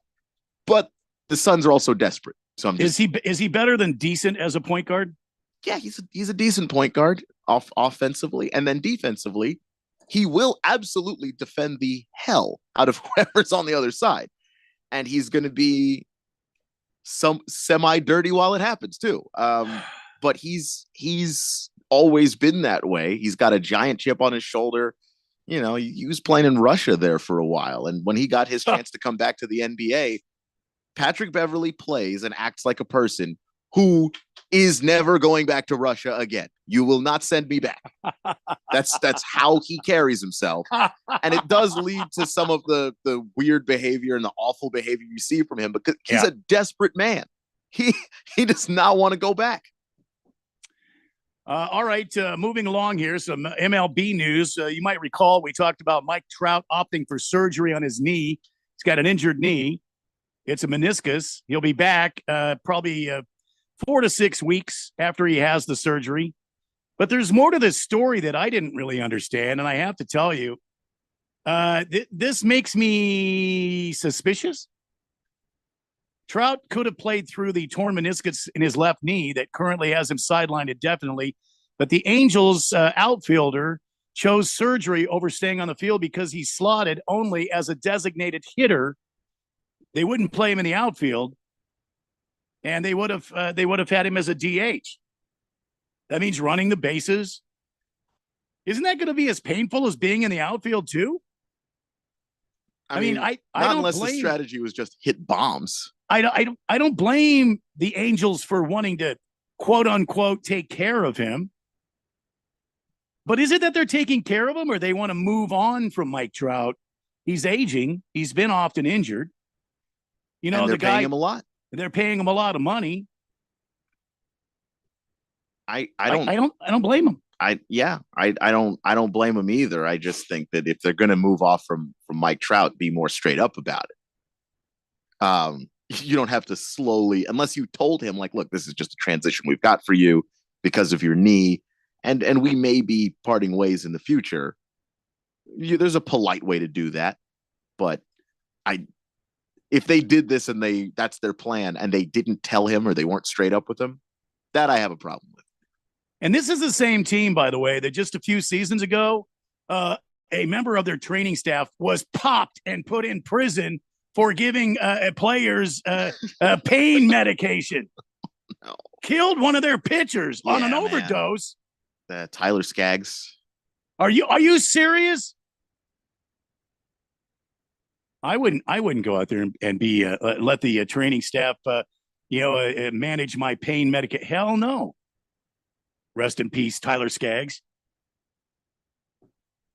Better to just go to your doctor, your personal care physician. Do that. Yeah, look, I think that he'll come back. He'll be better than he was before, and hopefully he can stay healthy. But I think at some point the Angels have got to offload his contract. It's enormous. Yeah, I can't think of another team outside of the Angels that have signed as many guys to as many bad contracts as that team has. And Mike Trout's contract wasn't bad when he signed it. He just aged into being a bad one. But when you combine it with all the other bad ones, yeah, they're just stuck. I just, they got rid of Shohei Ohtani. They kind of left Mike Trout there. And the team's been playing okay. It's not great. They're not going to win any championships this year, I don't think. And now without Mike Trout in the lineup, I think we're just thinking about them being in the lineup. You know, at the time of his injury, Mike Trout was tied for the MLB lead in home runs with 10. He was only hitting 220. It's not like he was hitting the ball all the time, but he would smash. He smashed 10 home runs. I don't know what the hell the Angels are doing. And I'm not going to lie to you. I know we have at least one Angels fan on the text line, so I'll try to be nice. But I'll never forgive that team for never giving baseball's best player during the time of his prime. They never gave him a team that could win a title. And that's depressing to me. I hate that. So that's another story we covered there. Remember, the text line is open at 888-368-1580. Big George says, I'd love to see the Arizona Diamondbacks trade for Mike Trout. Well, I mean, who are we going to trade? That guy would be a beast in the middle of our lineup. Too bad he's often injured. No, you don't. Then why would you trade for that? A guy that's often injured who costs a lot of money. It wouldn't be a good move. Like if you're the Diamondbacks already don't spend money. I think if they're going to spend big money, they should do it strategically and bring in somebody who's not only going to help, but put them over the top. That's not Mike. Not now. Ham Sandwich says, current NBA all bad boy team. All right, let's listen. Pat Beverly, Draymond Green. Who else, Keon? all NBA bad boy team. I think you got to put Dylan Brooks on the team. Really? I think he's a poser. I mean, I think he likes to play the part, but I don't think he's a bad boy. I mean, he chops it up, man. All right. We'll put him in there. But I'm going to put an asterisk by him. He's thin-skinned like Patrick Beverley is. So he'll talk all of the crap before. He's a little bit of a front runner. Like when things are going well, he can give you all the trash talk, but the moment things start going sideways. Who does that sound like? But I do think that never mind. When he joined the Rockets, I thought he made them better by playing incredibly tough defense and going at the best player on the other team. And sometimes he got a little dirty. So who else? That's 3. Beverly, Draymond Green. That's boy, because Draymond's on another level too. I'm trying to think of somebody who could keep up. All right, I'll tell you what. Let's take a break. You think about it. When we come back on the other side, we'll name the 1580 The Fanatics current NBA all bad boy team. All right, Dylan Brooks, Draymond Green, Patrick Beverly. Come on, Ford Dimension, help us out here. Who else is a bad boy that's going to be on the NBA all bad boy team? It's the Daily Blender on 1580 and 99.3 The Fanatic. This is Brent Musburger's Action Update on 1580 and 99.3 The Fanatic. Get insights into the sports betting market with VSiN's betting splits. See where the money is and keep updated on how the market is reacting. Only at VSIN.com. Now, here are the latest lines from my guys in the desert. The NASCAR Cup Series will be racing Sunday at Darlington. It's the Goodyear 400, and Kyle Larson is the betting favorite to take the checkered flag. Larson is at plus 400, while Denny Hamlin is at plus 450. Martin Truex Jr. is plus 650. Tyler Reddick plus 750. William Byron, who won last year's race at Darlington, is plus 800. Christopher Bell is at plus 1,000. The Xfinity Series will be racing Saturday at Darlington. The Crown Royal Purple Bag 200. William Byron is the betting favorite to win that race. He is at plus 280. I'm Tony Desiri with your VSiN Action Update on 1580 and 99.3 The Fanatic. Hi, I'm Henry Winkler. My eyes are very important to me. My eyes connect me with everything I love. I loved my late father-in-law dearly. He always lit up a room, but his vision dimmed with age. He had age-related macular degeneration, or AMD. And since partnering with Apellis, I've learned there's an advanced form of dry AMD called geographic atrophy, or GA. His struggle with vision loss made me want to help others know about GA's warning signs. For some, colors appear dull or washed out. For others, hazy or blurred vision make it hard to see details, like fine print on price tags. Many have trouble seeing in the dark, making driving at night difficult. GA gets worse over time and cannot be reversed. If you think you have GA, don't wait. Treatments are available. Ask a retina specialist about FDA-approved treatments for GA and go to GAWon'tWait.com. Everybody's got a podcast these days. Comedy, politics, true crime, you name it. But how many actually teach you anything useful? Harman Solar has an entertaining podcast that is vital if you've been thinking about looking into solar, but you don't know where to start. Ralph and Ben explore the intricacies of utilities, equipment, processes, and more. Their primary objective is to educate and empower you to make informed decisions on your solar journey. So increase your knowledge, not your bills. Go check it out right now. It's the Harman Solar Podcast at harmansolar.com. Hey, everybody, it's Mark Asher, and I am with the one and only Josh Garcia with the Miracle Mile Deli, who are celebrating something that's pretty unique. 75 years in business. Hi, Josh. Hi, Mark. Thank you.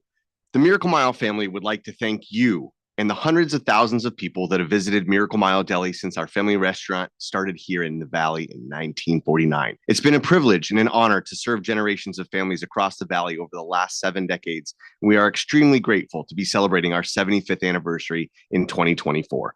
We cordially invite you to visit our Phoenix location on 16th Street in Campbell to celebrate our 75th anniversary throughout the year.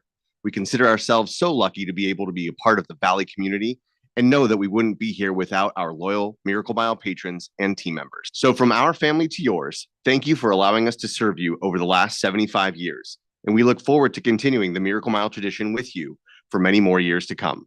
For more information, visit miraclemiledeli.com. Let's go.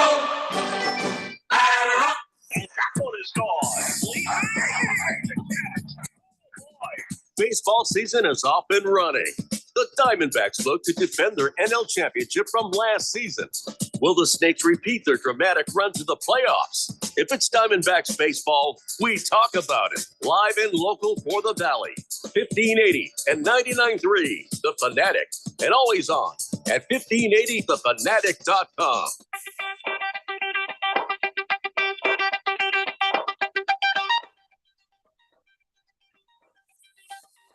So all my boss going on your round race.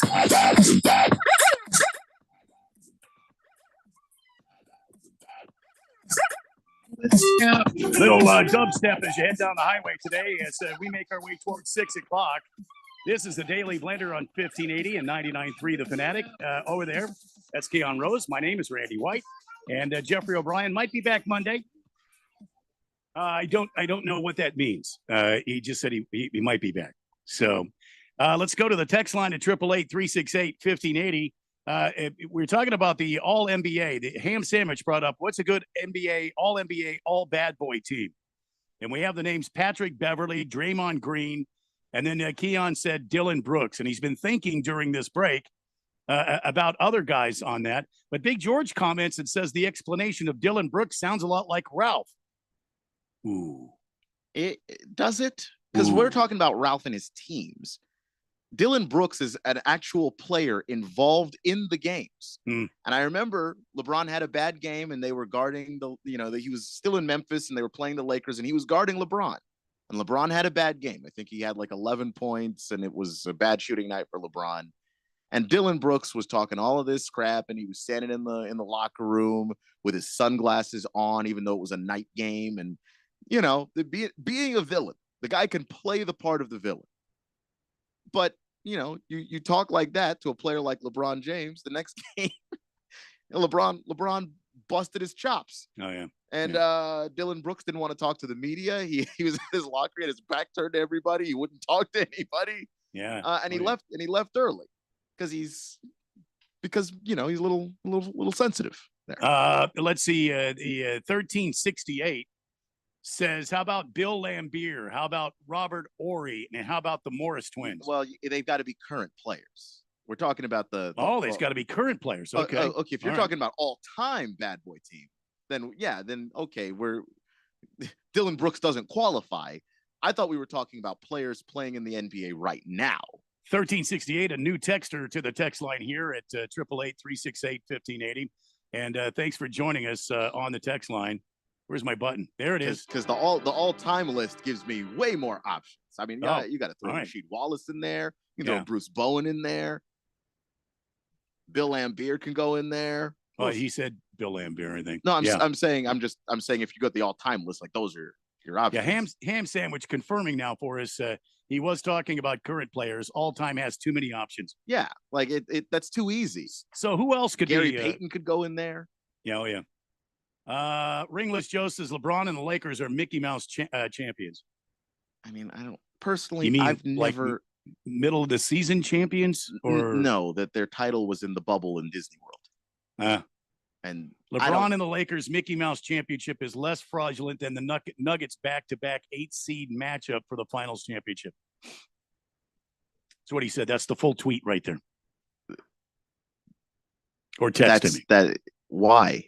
The team that came out of the conference, they played them. You've got to play the teams that are in front of you. You don't have fraudulent championships if you play a full season and a full playoffs and win the championship. Now you're just making up stuff. I don't like that. That's such a dumb argument to me. I don't get it.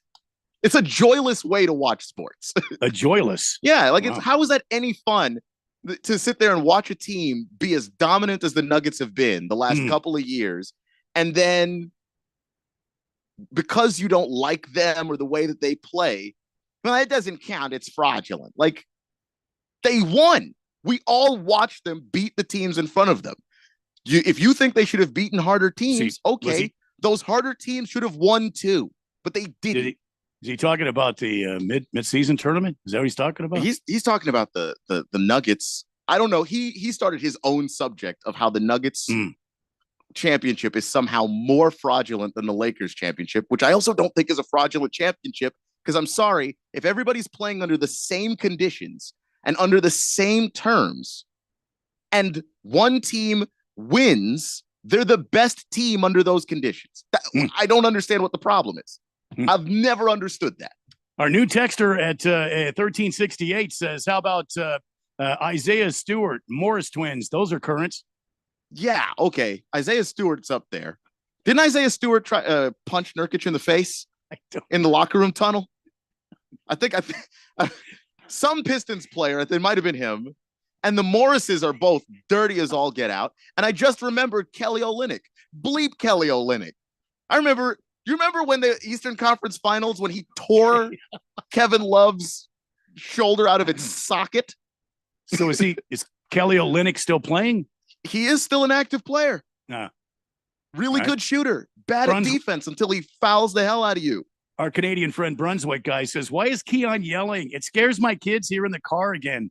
Your kids need to toughen up, Brunswick guy. I'm not even yelling. This is radio yelling. Like, my voice is elevated here. You have never heard me yell. This is the third or fourth time you've texted in, he's scaring my kids in the car. Are your kids 2? Because if they're not 2, then I don't know what to tell you. And if your 2-year-old kids are always scared, if your kids are scared of Sport Talk Radio, Brunswick guy, I don't have a lot of faith in the toughness of your progeny. How about that? And I'll drop a big word on you too. Wow. 888-368-1580. I'm not sure I want to take any more texts now. We are cruising along here, and so. Oh man, I don't know. Ham Sandwich can't get fired up about sports anymore. Good Ham Lord. Sandwich. Did we answer your question? I don't even remember who he said. But dear God, enough already. So according to some details, and I don't know what the details were, but Yahoo Sports is reporting Caleb Williams' visit to the NFL scouting combine included a very interesting purchase. I would say probably a rental purchase. As part of the pre-draft process, Caleb Williams traveled from Los Angeles to Indianapolis for the combine last March, but his itinerary was seemingly relaxed upon arrival.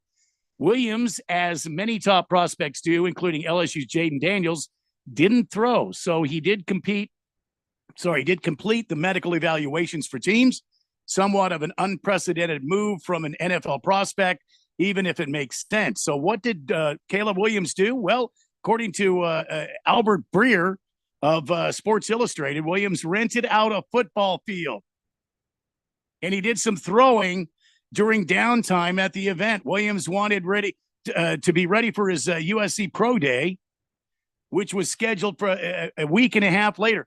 Why wouldn't he throw in the competition?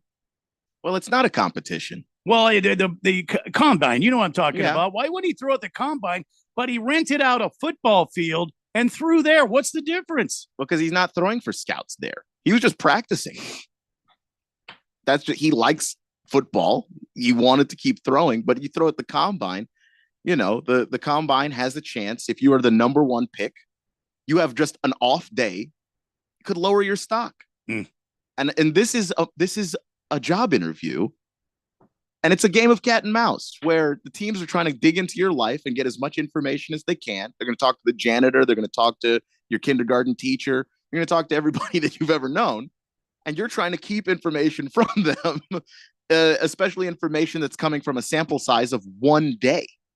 So, but you're seeing what I'm saying, though. I am. I just don't see the problem with it. Like, I don't think that you have to throw at the combine if you're the presumed overall pick. There is nothing, I hope, that you see at the combine that would deter you. But teams have done dumb things based on combine drills before. There were teams that liked DK Metcalf and then saw him run the 3-cone drill and went, no.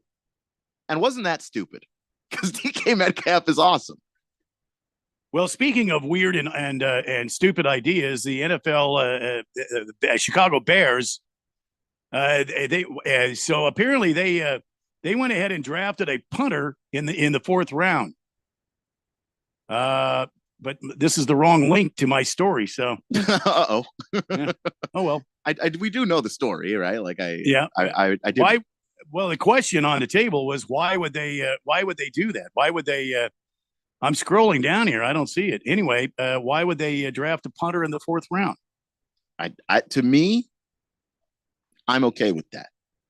You draft a punter in the 1st round because you like the punter better than anybody else liked the punter, and you wanted to have the punter. Don't draft him in the 1st, 2nd, or 3rd. That's crazy. But in the 4th, are you reaching a little So you have a guy that you've identified this guy as the punter for you. Yeah, you draft a punter and then you don't draft it if he's good. Seems like you NFL teams go through punters like I go through paper towels. Not really. If you have a guy that's any good, that guy punts for you for like 20 years. Yeah, but if he screws it up one time, he's gone. Well, I don't know about that. I mean, that seems to be the trend lately. Washington has been a very bad football team. They've had a really good punter in Tress Way. Tress Way's been there for like 15 years. He'll probably be there for another 10. Like feng shui? Tress Way? He's like feng shui? That's probably why he's been there. I mean, because he's got this real cool feng shui about him. He does seem to brighten up a room a little bit. But yeah, no, I mean, like if you have a really good punter, what you can do to teams is bury them inside of their own 5 all the time. To me, strategically, that has value. As NFL fans, we don't care about punters, but as a team, if you're not thinking about how you can make life as difficult for your opponents as possible in every way, in all phases of the game, then you're just not really doing your job well. I think that like 4th round is it feels high, but like when you're drafting guys from 4th round on, like these are people you hope will make the roster. All right. You know, it's not like you're not guaranteed anything. Name some former Bears quarterbacks, starting with the most recent, Justin Fields, and going back. Let's name some former Bears quarterbacks, will we? Okay. We had Justin Fields, and everybody wanted to get rid of. Oh my dear God, get Justin Fields is horrible. Get away!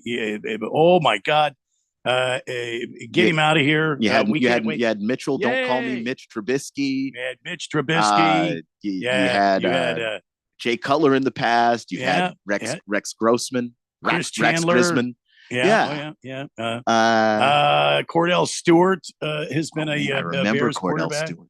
Yeah. Kyle Orton, he was a Bears quarterback. Yeah, Purdue Boilermaker Kyle Orton.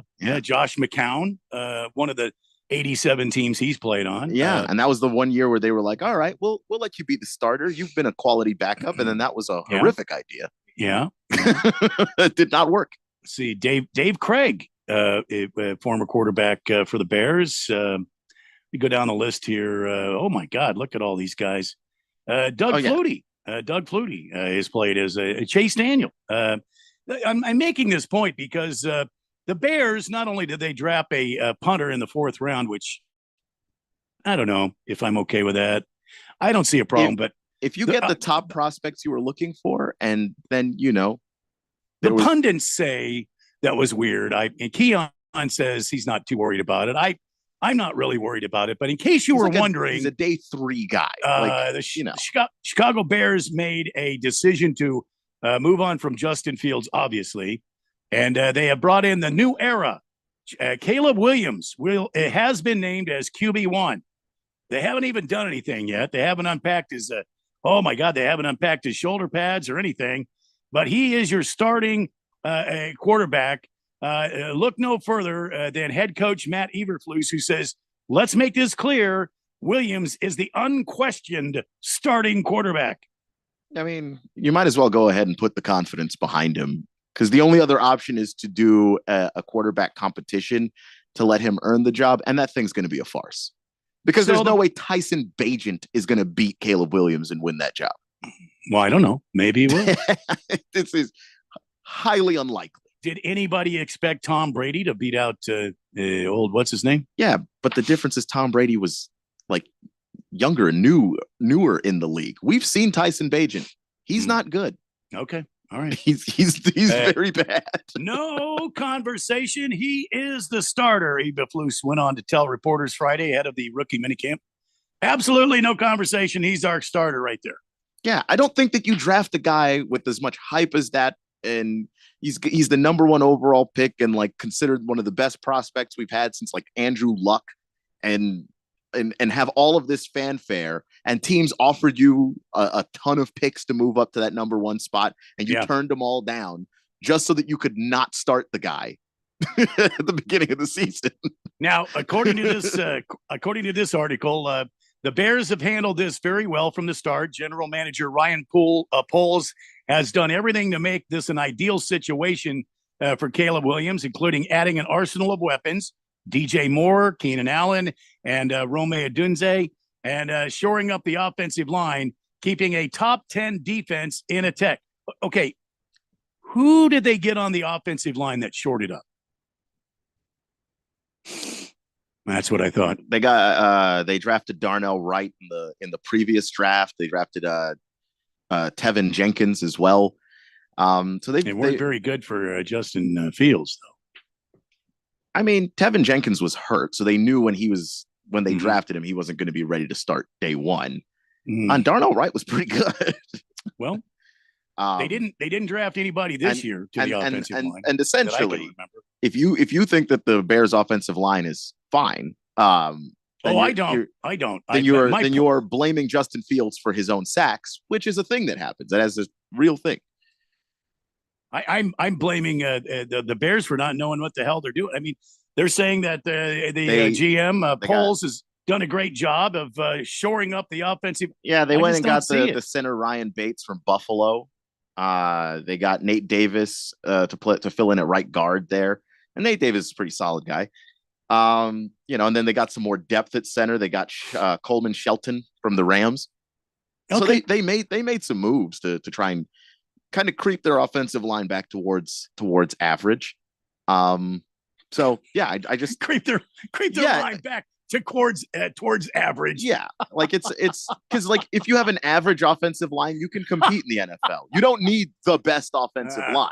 You need a good one, like just a decent offensive line. And it was not decent last year.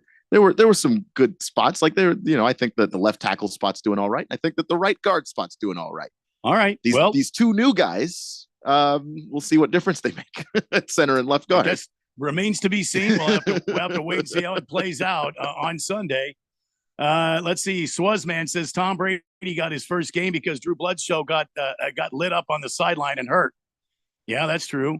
Just another face in the crowd talks to, hey, Brunswick guy, if your kids are upset over Keon's so-called yelling, how are they going to fare when they start playing sports?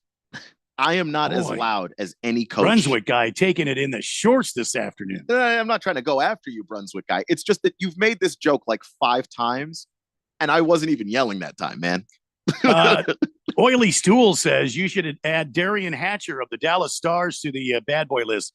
Problem is, Darian Hatcher is a hockey player. We're talking about all NBA bad boys. We could do an all NHL one of these days. But he's definitely and Jeremy Roenick would agree with that. Darian Hatcher, you bum. Blissful Hay says, not Nurkic. It was Drew Eubanks who got punched by Stewart. That's who it was. Yeah. Okay. There you go. A-Sun center. My bad. Didn't mean to. Yusuf Nurkic and Drew Eubanks to look nothing alike. I have no idea how I confused them. Ringless Joe is on a negative NBA tracker saying NFL tracker saying the Packers and the Bears are hugely overrated this season. The Vikings are on life support. The North belongs to the Lions. I just don't think the Packers are overrated. We've seen what the Packers are. That's a pretty good team. They did make the playoffs, so the Bears are only overrated if Caleb Williams is overrated. We'll have to wait and see. Yeah. I just don't think they've done enough to that offensive line to help Caleb Williams out. We'll wait and see. Maybe they have. And they did get some new weapons for him. They have. And rightfully so. If he's going to be the number 1 overall pick, then put him on the damn field and let's go. And we'll see. We'll see. Like I think at least 2 out of the 3 top quarterbacks that went. I don't know if the Patriots are going to rush Drake May out there. But I know, Caleb and Jaden, those 2 guys were drafted to play day 1.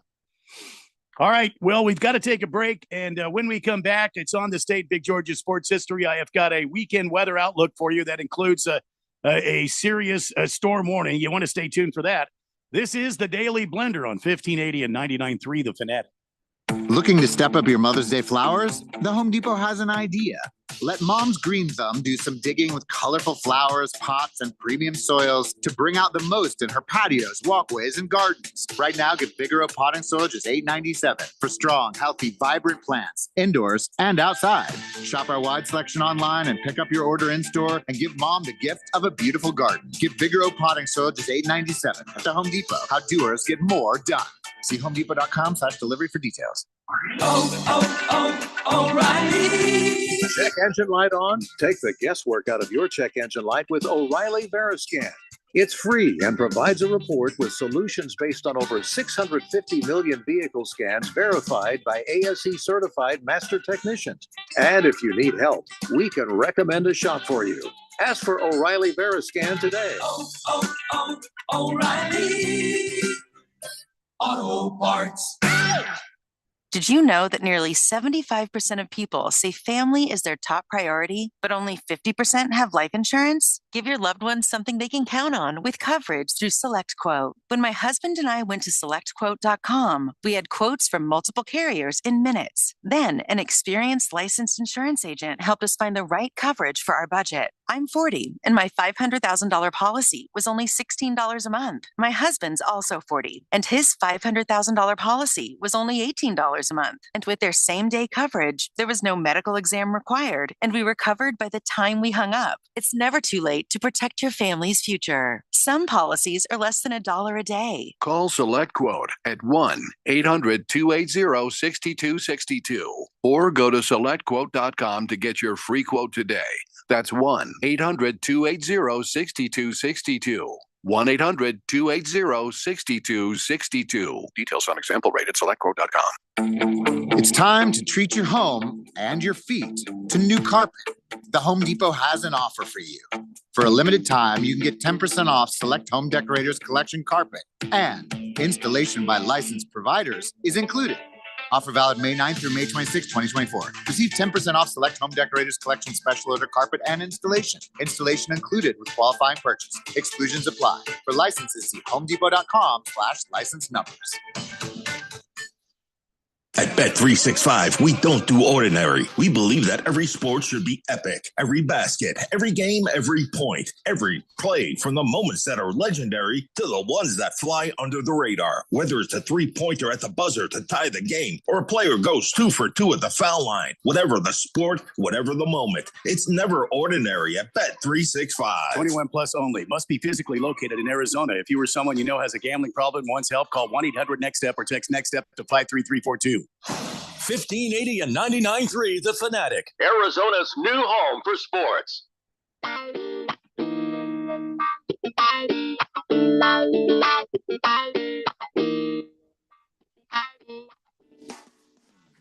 on! Welcome to Friday. We're in the 5 o'clock hour, headed in the direction of 6 p.m. And when we will say farewell, but I feel like I owe it to the fourth dimension to give you a weather update for this weekend. So let's go right now to the Harman Solar Weather Center and find out. Chief Meteorologist Randy White here, and oh my God, going to be beautiful this weekend. 91 today for the high. We're at 87 currently. Saturday 91, 93 on Sunday. Monday 96. But overnight is mild and beautiful. Currently winds out of the west at 9 miles an hour with gusts up to 16. But hold on just a minute. We were getting in here at the Weather Center. We've been tracking what's known as a giant geopolitical storm. It's a huge, geomagnetic, not geopolitical, sorry. A geomagnetic solar storm watch alert has been issued for the Earth, the National Oceanic and Atmospheric Administration. That's NOAA, NOAA, issued an alert Thursday for a severe G4 geomagnetic solar storm after approximately 5 Earth directed corona masses were ejected from the sun. Keon, this is serious. This is a giant geomagnetic storm alert. What are we at risk of? That's the only question I have. Well, the Northern Lights. Oh. Sounds lovely, actually. Not much, I guess. I mean, I don't know what a magnetic storm does, so I couldn't tell you if that's a good thing or a bad thing. This could potentially affect infrastructure, both near Earth orbit and on the Earth's surface, possibly disrupting communication systems, the electric grid, navigation, radio, and satellite operations, according to sources within the NOAA. The last such storm of this magnitude hit the Earth in 2005. And it didn't really do any damage. Well, still good to know about there. By the way, can I give you a scoreboard check? Because you got the Diamondbacks playing the Orioles right now in Baltimore. The Orioles currently lead 3-2 in the bottom of the 6th. So Diamondbacks in it, trying to fight back and get going. And then in the NBA, we've got the Pacers leading the Knicks 79-73 with 5 minutes left to go in the third.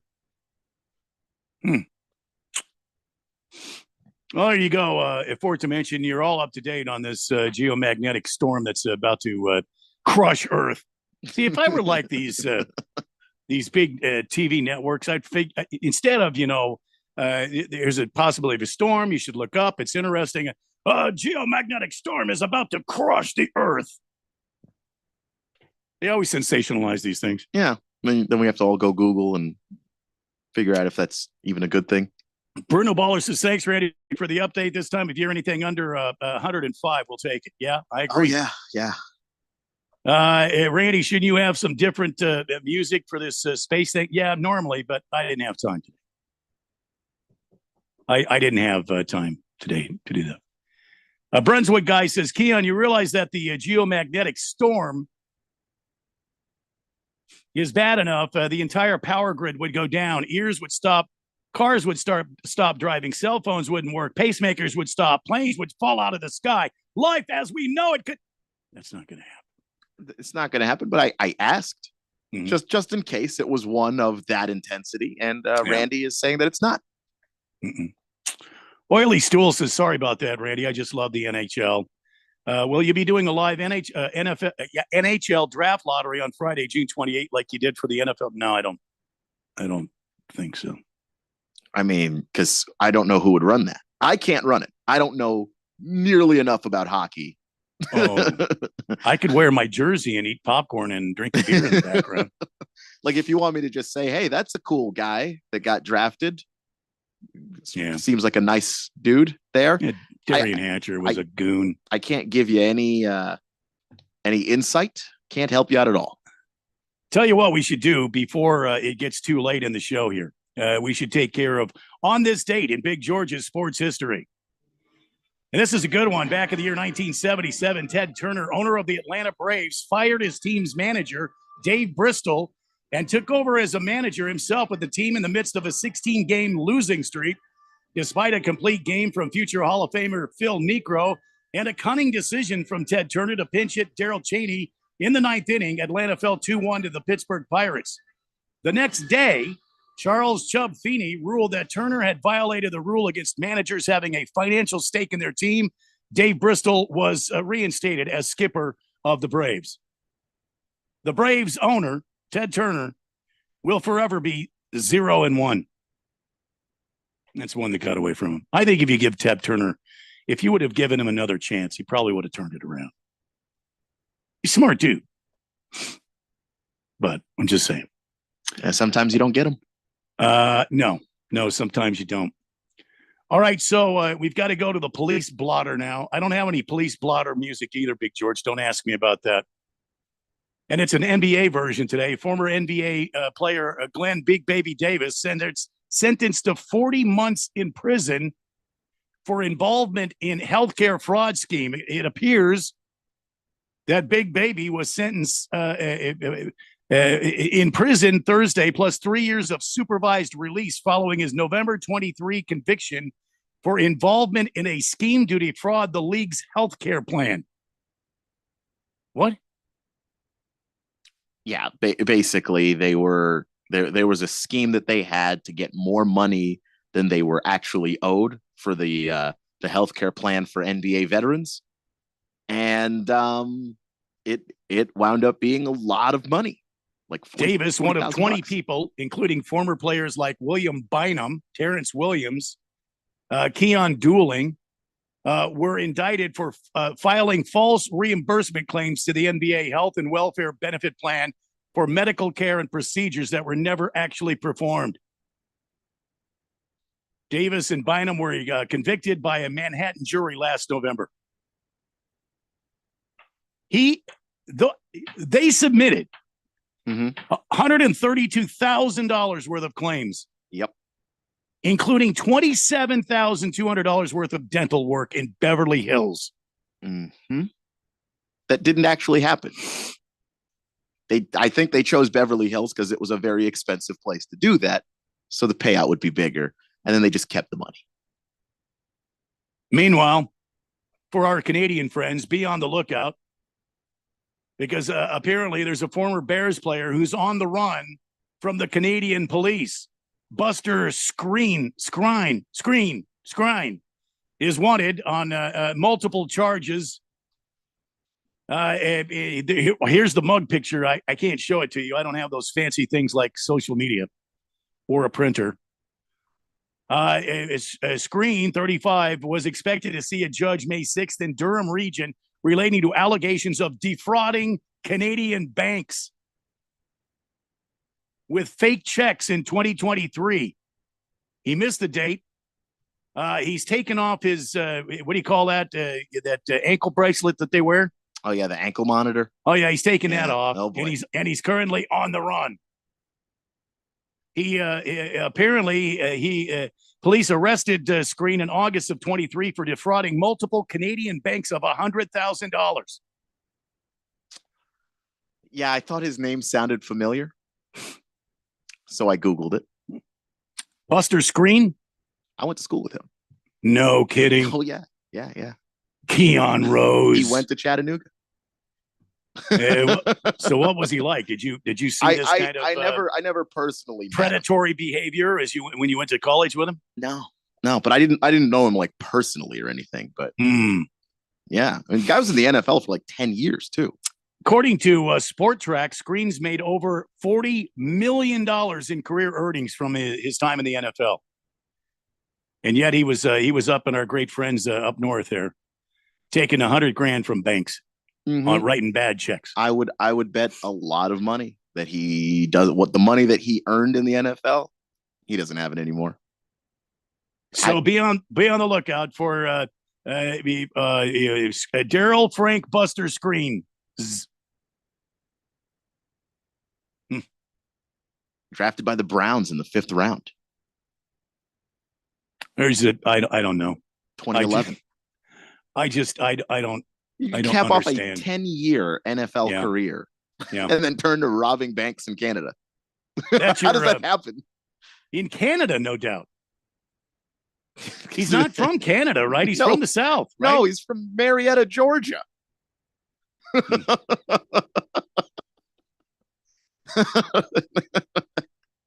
I lived like a city over from where he was. You guys know I from time to time I like to go wild turkey hunting, and I'm not talking about wild turkey you drink. So everybody just cool it. Wild turkey are dangerous. They're dangerous animals, and we should hunt them, of course, responsibly every chance we get. But apparently, a wild turkey has cut thousands of people of power in Sacramento on Christmas Eve. In what they're calling a revenge for Thanksgiving, the wild turkey got caught in power lines in Sacramento, California, leaving more than 4,000 homes and businesses without power as Santa Claus was touring the earth. This is why I take a shotgun with me and I go hunting for turkey. I'm telling you, these are evil, evil birds. I believe you. I have seen turkeys. They're mean. They're very mean. They'll bully children. If a turkey is big enough, they'll try to bully you. Oh, yeah. Except I have a shotgun. I'll blow his brains out. So You don't want to come chasing after me. But this is why, ladies and gentlemen, I go hunting turkey. I don't feel bad for the turkey. They're evil and they're mean. But boy, do they taste good. Oh, they're delicious.